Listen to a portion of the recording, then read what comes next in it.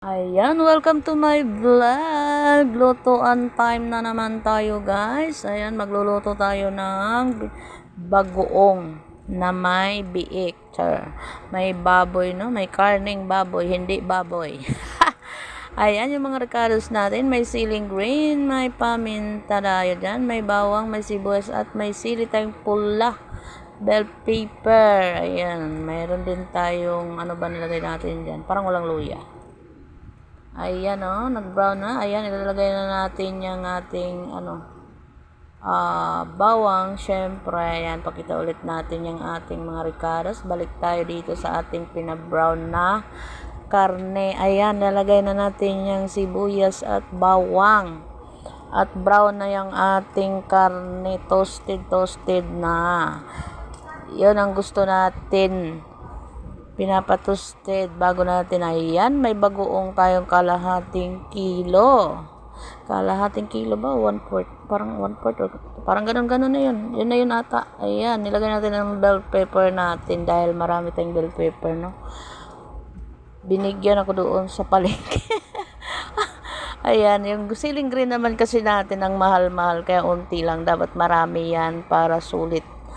Ang anghang, mayroon man siling green na maanghang, pero meron tayo din mahaba ay dyan, yung sili na pula na maanghang. Yan, may lagay natin pamintang papiso-piso, yun lagi ang gamit ni Lisa, no? Ayan, halukayin natin, bawat lagay ay ating halukayin. Halo-halo time.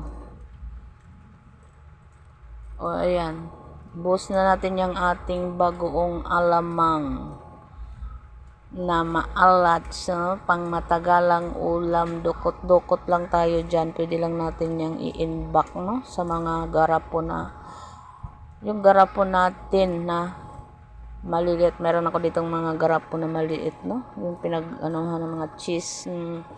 At lagay natin yan doon. At tayo pag gusto natin mag-ulam ng maalat na mayroong unting karne, at kuha lang tayo dyan.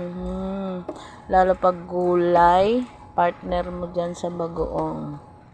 Gulay, bagoong, kanin, ayan. Tapos, busog, bundat ang mudra. Ayan ang paborito. Ayan, maluluto na. Magic na yan. Nilapit ko na kayo sa ating niluluto. At yan ay luto na. Thank you for watching.